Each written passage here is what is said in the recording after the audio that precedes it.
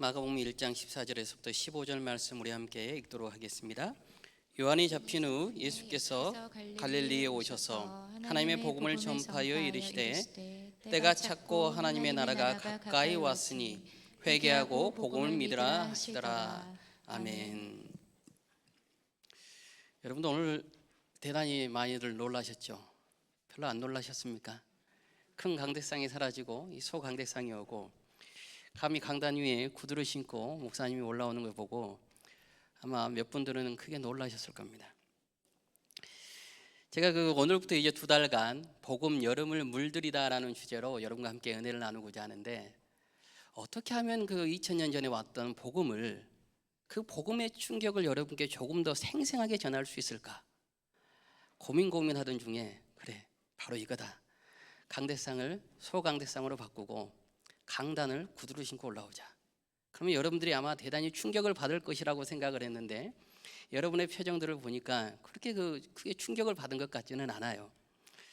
여러분 생각해 보세요. 2000년 전에 유대인들이 생각하고 있던 메시아는 대단히 힘이 강한 메시아입니다.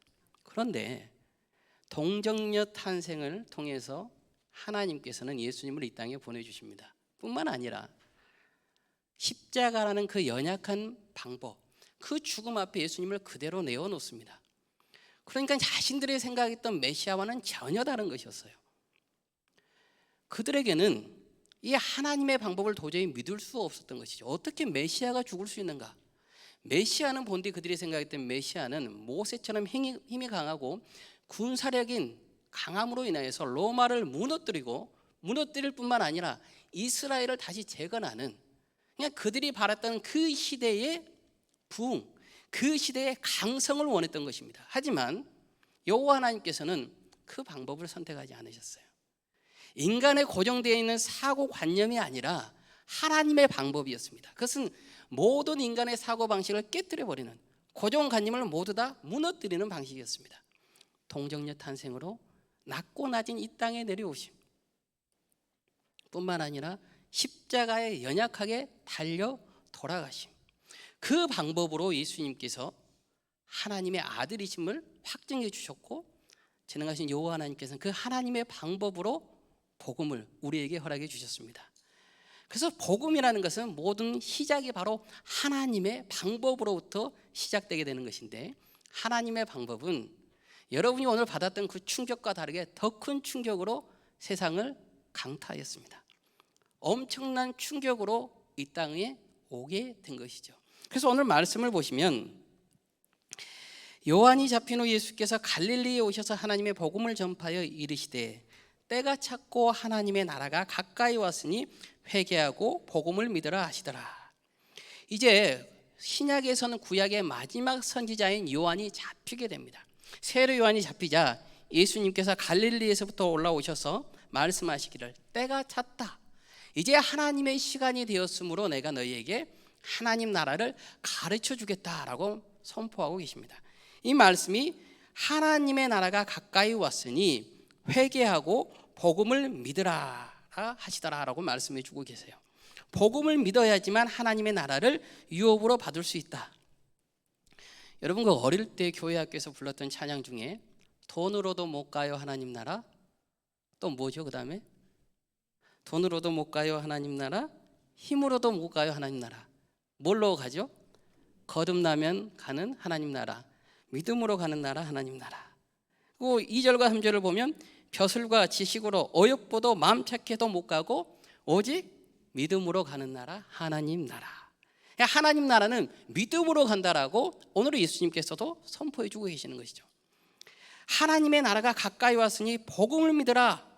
복음을 믿으면 되는데 그 믿음이 어디를 향하여 있는지는 모르는 거예요. 하나님 나라를 향하여 보면 가는데 그 방법 외에는 알 수 있는 게 없죠. 주소를 가르쳐 주신다면 그 하나님 나라를 비행기를 타고 가든지 또는 내비게이션을 찍어서 갈 터인데, 믿음 외에는 갈 방법이 없기 때문에 어떻게 할 줄을 모르는 거예요. 우리는 보통 하나님 나라가 가까이 왔습니다, 하나님 나라라고 말을 하면, 예전에는 천국, 천당이라고 이야기했습니다. 그래서 우리가 죽으면 가는 어떤 장소적 개념이 있었는데, 우리가 오늘 함께 불렀던 찬송가 438장처럼 내 영혼이 은총 입어 중한 재짐 벗고 보니 슬픔 많은 이 세상도 그 어디나 하늘나라. 예수님과 동행하면 그 어디나 하늘나라가 되는 거예요. 그래서 하나님 나라라는 것은 하나님이 우리와 함께 하시면 그것이 곧 하나님 나라라는 거예요. 그런데 오늘 말씀을 보시면 예수님께서 무엇이라고 합니까? 하나님 나라가 너에게 주어졌다라고 말씀하시지 않고 하나님 나라가 가까이 왔다라고 말씀해 주세요. 그러니까 아직 예수 그리스도의 죽으심과 부활하심이 없었기 때문에 하나님 나라는 받지 못하였지만 나를 통하여서 너희가 하나님 나라를 받게 될 것이다. 그래서 하나님 나라가 가까이 왔다라고 성경은 말씀해 주고 계시는 것이죠. 그렇다면 왜 예수님은 죽을 수밖에 없으셨는가? 여러분, 예수님께서 왕이시다면 죽지 않으시고 모든 것을 깨트리실 수 있었을 텐데 왜 죽으셔야 했는가? 이것은 창세기부터 우리가 좀 돌아가 봐야 됩니다. 아담 이후에 인간은 죄의 권세에서 나오지 못합니다. 헤어나오지 못해요. 그러니까 아무리 오랜 삶을 장수한다고 하여도 그의 생명은 죽음의 권세 아래 놓이게 되는 것이죠. 예를 들어서 여러분이 대파 한 단, 이 뿌리 있는 대파 한 단을 샀다고 생각해 보세요. 신문지에 덜덜 말아서 냉장고에 넣어두면 일주일, 2주일 싱싱하게 살아있는 것 같지만 그 대파가 1년을 가지 못합니다. 결국에는 죽게 되는 것이죠. 우리가 실제로 호흡하고 숨을 쉬고 있는 것 같지만 우리의 연수가 길면 80년, 더 길면 100년을 넘지 못하는 것은 이 세상에서 죽음이 왕노릇하고 있기 때문이라는 거예요. 그래서 이 죽음을 어떻게 하면 이길 수 있는가? 이 사단이 가지고 있는 가장 큰 무기를 어떻게 깨트릴 수 있는가? 하나님의 방법은 외부에서부터 깨트리는 것이 아니고 낮고 낮은 이 땅에 예수님께서 오셔서 그 죽음을 깨트리심으로 인하여서 사단이 가지고 있는 심장부를 파괴함으로 인하여서 죽음을 깨트리시고 하나님 나라를 우리에게 허락해 주시는 거예요. 그래서 예수 그리스도의 죽음이라는 것은 하늘을 모두 다 바꿔버리는, 성경의 언어로 이야기를 하면 새 창조를 다시 하는 바로 그 시작이었던 거예요. 이게 하나님 방법의 시작입니다. 그래서 우리가 믿는다라는 것은 첫 번째, 예수 그리스도의 죽음이 이 땅의 사람들과의 죽음과 동일한 죽음이 아니라 죄를 속해주는 속죄의 죽음이라는 것을 믿는 것이에요. 예수님의 죽음은 그래서 우리의 속죄, 우리의 죄를 대속하여 주시기 위하여서 이 땅에 오신 것이죠. 제가 그 어릴 때 봤던 액션 영화 중에 그 주인공이 스티븐 시갈이라는 사람이 있었습니다. 여러분 혹시 아실지 모르는데 키가 저보다 약간 큽니다. 한 190 정도 되는데 190 정도 되는데 이렇게 거대한 이 몸집을 자랑합니다. 한 대도 맞지 않습니다. 악당과 싸우는데 한 대도 맞지 않고 100명이건 200명이건 모든 악당을 물리칩니다. 여러분 슈퍼맨이 죽었다라고 생각해 보세요. 그 영화 망합니다. 영웅은 결코 죽지 않고 주연 배우는 항상 살아남는 거예요.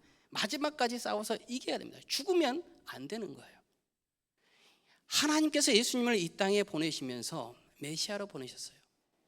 그런데 예수님은 다른 모든 이 땅의 영웅이라고 하는 사람들과 다르게 친히 십자가에 달려 돌아가십니다. 바로 이게 하나님의 방법이었습니다. 죽음으로 인하여서 사단의 모든 권세를 깨뜨리는 것. 그 죽음 앞에서 우리가 예수 그리스도를 받아들일 때 진정으로 복음이 우리 안에 들어오기 시작하는 것이고 복음이 우리의 삶을 물들일 수 있는 거예요.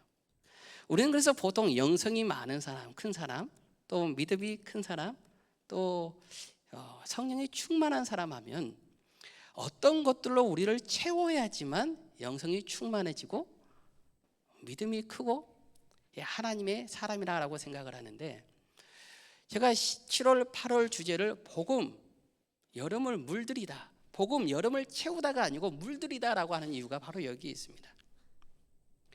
우리는 이미 예수 그리스도의 형상으로 다시 한번 지음을 받았기 때문에 우리 그 자신 그대로 예수 그리스도의 모습이다고요.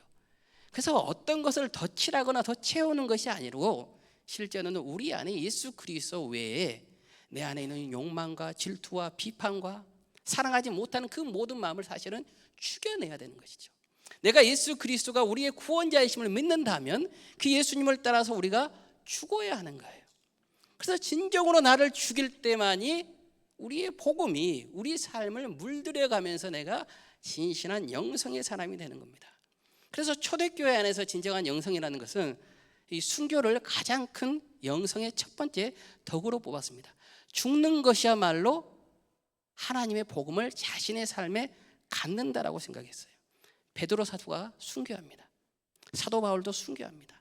그뿐만 아니라 우리의 모든 신앙의 선교들이 순교합니다.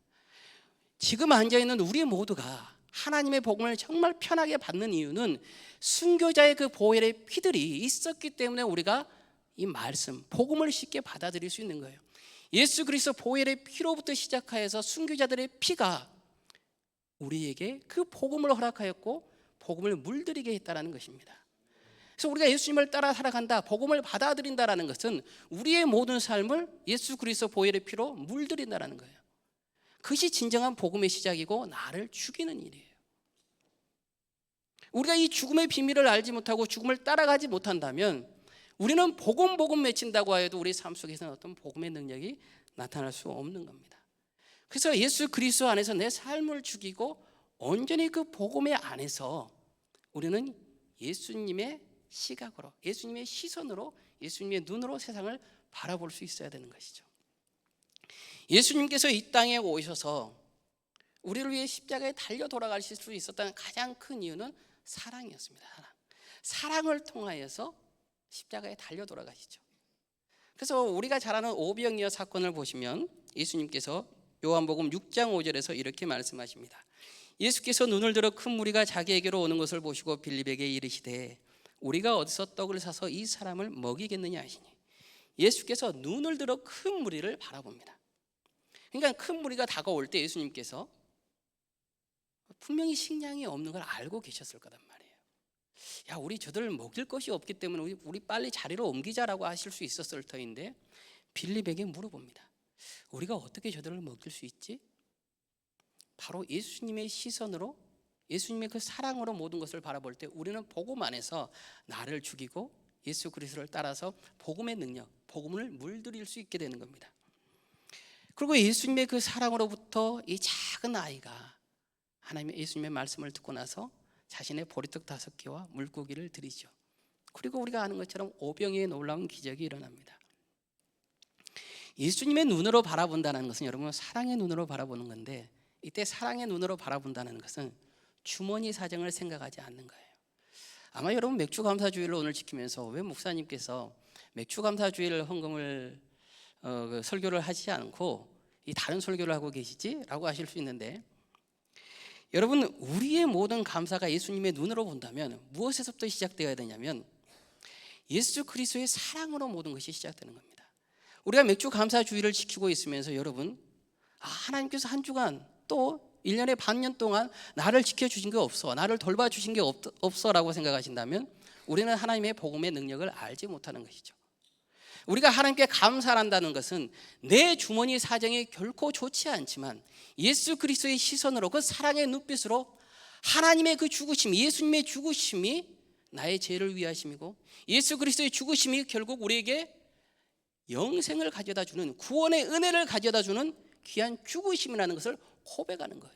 그 고백 가운데서 내가 감사를 갖게 되는 것이고, 그 고백 가운데에서 우리가 진실로 하나님 앞에 내 호흡과 내가 비록 가지고 있는 것이 없지만은 그래도 주님, 내가 눈물이 나고 내 삶이 고난 속에 있고 어둠 속에 있지만 그럼에도 불구하고 감사합니다라고 고백할 수 있는 것이죠.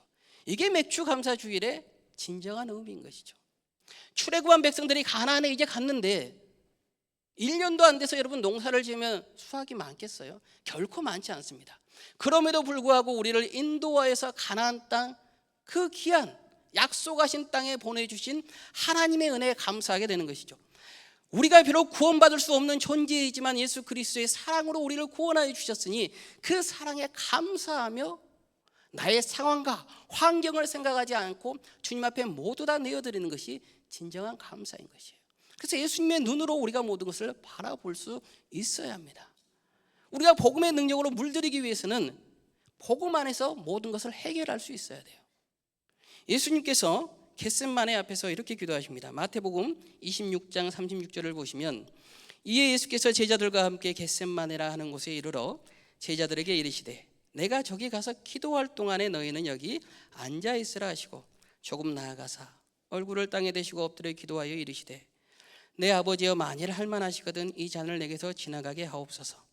그러나 나의 원대로 마시옵고 아버지의 원대로 하옵소서. 시험에 들지 않게 깨어 기도하라. 마음에는 원이로되 육신이 약하도다. 그리고 다시 두 번째 기도하시고 난 후에 아버지의 원대로 되기를 원하나이다. 여러분, 예수님께서 이미 하나님이신데 기도할 필요가 없으셨겠죠. 그런데 왜 하나님께 기도하십니까? 예수님의 공생의 기간의 모든 삶을 돌아보면 여러분, 예수님은 항상 기도하십니다. 하나님으로부터 모든 것을 공급받습니다. 왜냐하면 예수님께서 오늘 무엇이라고 외치셨습니까? 회개하라. 천국이 가까이 왔다. 하나님 나라가 가까이 왔다라는 거예요. 하나님 나라의 복음은 모든 것이 하나님으로부터 공급받으면서 해결된다는 것을 우리에게 보여주고 계시는 것이죠. 그래서 우리의 모든 문제는 복음 안에서 해결할 수 있어야 됩니다. 그것은 다시 말한다면 기도라는 도구를 통하여서 하나님께 모든 것을 아뢰는 것이죠. 그래서 내 힘과 능력을 의지하는 것이 아니고 내 힘과 의지와 모든 능력을 죽이면서 온전히 하나님을 신뢰하고 하나님으로부터 기도로 응답받는 복음 안에서 해결되는 것이에요.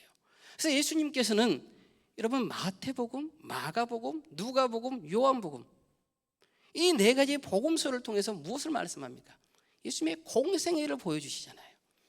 공생애를 보여주세요. 근데 우리는 마태복음, 마가복음, 누가복음, 요한복음을 무엇이라고 해요? 사복음서라고 합니다. 복음, 다시 말하면 예수님의 공생의 기간을 통하여서 하나님 나라를 보여주고 계시는 거예요. 하나님 나라는 병든 자가 다 나음을 받는 곳이다. 하나님 나라는 차별이 없는 곳이다. 하나님 나라는 죽어도 죽지 않는 영생을 얻는 곳이다. 하나님 나라의 사람은 모든 것이 하나님 안에서 해결되어야 한다라고 우리에게 보여주고 계시는 거예요. 그래서 여러분, 어떠한 고난과 어려움과 힘듦이 있거든 주님 앞에서 복음 안에서 예수 그리스도 이름으로 해결받기를 바랍니다. 저도 항상 기도의 제목들이 있습니다. 제가 이 강대상을 소강대상으로 바꾸기를 작정을 하고 하나님께 기도를 하는데 여러분 몇 번을 다시 돌릴까? 되돌릴까? 이 분명히 강대상 앞에 서면 저희 그 화려한 키가 분명히 여러분 앞에 보일 터인데 하나님 저는 키가 별로 이게 화려하지 않는데 어떻게 해야 됩니까? 이왕이면 좀 키높이 구두를 좀 신을까요 하나님? 그런데 말씀을 선포하는데 이 외형부터 거짓으로 할 수는 없지 않습니까? 그래서 막 기도하는 거예요. 해결되지 않는 문제입니다. 그리고 오늘 강단에 올라와서 마지막까지도 기도했습니다. 하나님 다리가 후들거리지 않고 강하고 담대함으로 하나님께 말씀을 선포할 수 있도록 내게 힘을 주십시오. 성령의 충만함으로 저는 하나님의 말씀을 선포할 터이니 그 다음부터는 주님께서 하십시오. 여러분 우리의 모든 문제는 기도 안에서 해결되어야지만 진정으로 하나님의 능력을 우리가 받고 살아갈 수 있는 것이지 우리가 기도의 능력을 가지고 가지 않으면서 어떻게 복음의 삶을 살아간다고 말할 수 있고 복음으로 우리의 삶을 물들인다라고 감히 주님 앞에 그 말을 내어놓을 수 있겠습니까? 아무리 나의 힘과 능력으로 할 수 있는 그 작은 것 하나까지도 하나님께 아뢰면서 복음 안에서 해결할 때 우리는 진실로 복음의 사랑, 우리 삶이 복음으로 물들여질 줄로 믿습니다. 두 번째 복음으로 물들이기 위해서 하나님의 방법은 부활이었습니다. 두 번째 부활을 믿는 겁니다. 부활은 정말 어려운 문제죠. 여러분 지금까지 부활한 사람을 혹시 보신 적이 있으세요? 없단 말이에요. 그래서 부활을 믿는다는 것은 우리 모든 믿음의 첫 시작입니다. 오늘 말씀을 보시면 하나님께서 예수님께서 내가 찾고 하나님의 나라가 가까이 왔으니 회개하고 복음을 믿으라라고 말씀하십니다. 그런데 여러분 전도하실 때 여러분의 전도 대상자에게 가서 오늘 이 말씀을 예수님의 말씀을 내가 똑같이 해야지. 여보 하나님의 나라가 가까이 왔으니 회개하고 복음을 믿어야 돼 라고 여러분 전도하십니까? 아니시죠. 뭐라고 전도하십니까? 예수 그리스도를 믿으십시오. 예수 그리스도를 믿으면 구원이 있습니다. 행복의 시작입니다 라고 여러분 아주 이 부드러운 언어로 아주 다정한 언어로 말씀하실 겁니다. 예수님께서는 하나님 나라를 선포했는데 여러분들은 예수님의 이름을 선포하고 있는 거예요. 이게 무슨 문제가 있냐면 선포자가 선포되고 있는 거예요. 예수님께서는 하나님 나라를 선포했는데 우리는 예수님을 선포하는 거예요. 여러분께는 이게 좀 어려운 일입니다. 어려운 이야기예요. 대단히. 이게 무엇이냐면 예수님께서 모든 공생의 기간 동안 하나님 나라를 다 보여주셨어요. 그런데 십자가에 달려 돌아가셨습니다. 그러면 어떻게 됩니까? 그동안 예수님이 하신 말씀이 모두 다 거짓인 거예요. 봐라, 자신이 하나님의 독생자 아들이라고 말을 하고 여호와 하나님을 가지고 향하여서 아빠라고 하더니 저가 신성의 모독의 죄로 정말 죽었구나라고 끝나는 거였다고요. 그러다 보니까 제자들도 모두 다 흩어집니다. 제자들 그 누구도 예수님을 따라가지 않습니다. 우리가 3년 동안 시간을 낭비하였구나. 3년 동안 우리가 무엇을 했지? 그런데 3일 후에 하나님께서 예수님을 죽음에서부터 다시 살리십니다. 죽음을 이기시면서 부활시킴을 통하여서 예수 그리스도의 공생의 기간의 모든 말씀이 진실이심을 여호와 하나님께서 확증해 주시는 것입니다. 보아라, 예수님이 내가 보낸 독생자가 맞다. 예수님만이 그리스도이고 예수님을 통하여서 너희들이 죽음을 이기고 영생을 얻게 되며 예수 그리스도께서 보여주셨던 모든 역사들이, 공생의 역사들이 오직 예수 그리스도를 통하여서 이루어질 것이다라고 확증해 주신 거예요. 그래서 요한복음 14장 9절을 보시면 예수께서 이르시되 빌립아, 내가 이렇게 오래 너희와 함께 있으되 내가 나를 알지 못하느냐? 나를 본 자는 아버지를 보았거늘 어찌하여 아버지를 보이라 하느냐? 나를 본 자가 여호와 하나님을 보았다라는 말씀이 부활을 통하여서 진짜다라는 것을 알게 하신 것이죠. 요한복음 14장 6절에서 예수께서 이르시되 내가 곧 길이요 진리요 생명이니 나로 말미암지 않고는 아버지께로 올 자가 없느니라. 오직 예수님만을 통해서 여호와 하나님께 갈 수 있다라는 것을 확증해 주신 거예요. 그래서 오늘 본문 말씀에서 하나님 나라가 가까이 왔다라고 말씀해 주신 것을 죽음과 부활을 통하여서 확증해 주십니다. 그래서 이제 예수 그리스도를 통하여서 너희가 하나님 나라를 받을 수 있다, 하나님 나라의 통치를 받게 된다라고 부활을 통해서 선포해 주신 거예요. 그래서 우리가 죽음과 부활을 믿을 때 그 복음이 우리에게 능력이 되어서 우리 삶을 물들이면서 이제 우리 삶 속에서 하나님의 은혜가 나타나게 되는 것이죠.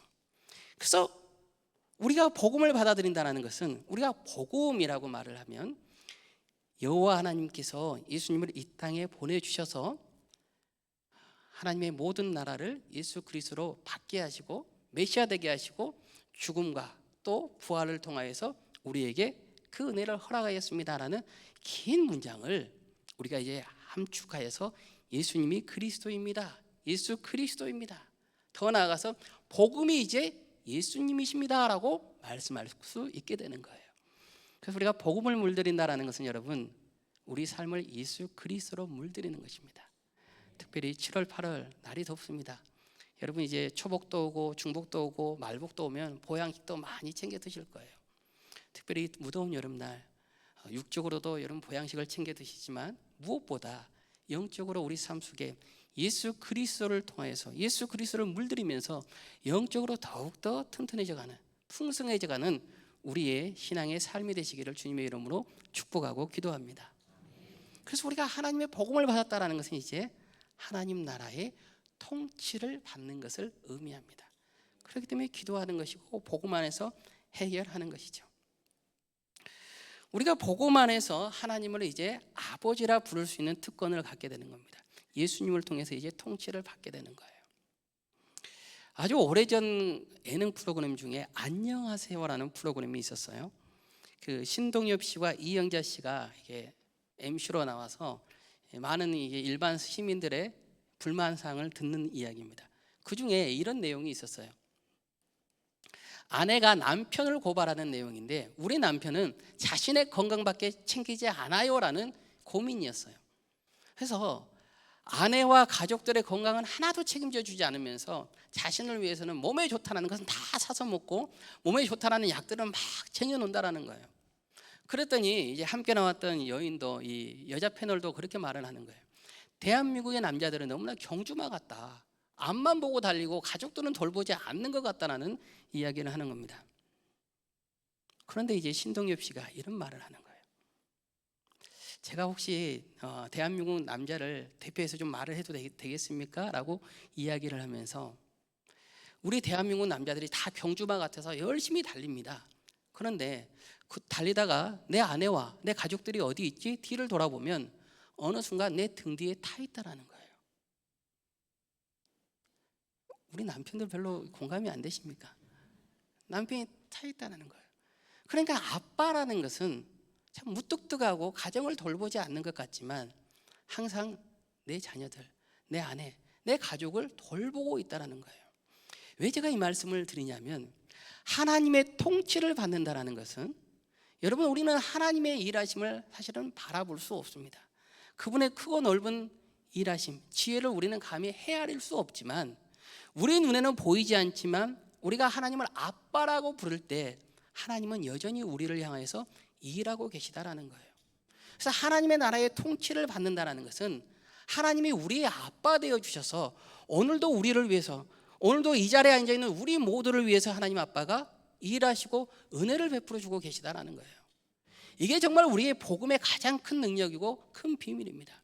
하나님의 통치를 받는 것, 예수 그리스도를 통하여서 하나님 아빠가 내게 한없는 은혜와 이 땅에 필요한 무한한 자원의 능력을 공급해 주는 것, 이것이야말로 우리가 복음으로 살아갈 수 있는 하루하루의 삶의 감사이고 기쁨이 되는 것이에요. 그래서 우리가 하나님을 아빠라 부를 때 단순히 아빠 하나님이라고 끝나는 것이 아니라 그 아빠 하나님을 향하여서 나의 작은 것 하나까지도 알아볼 수 있게 되는 것이죠.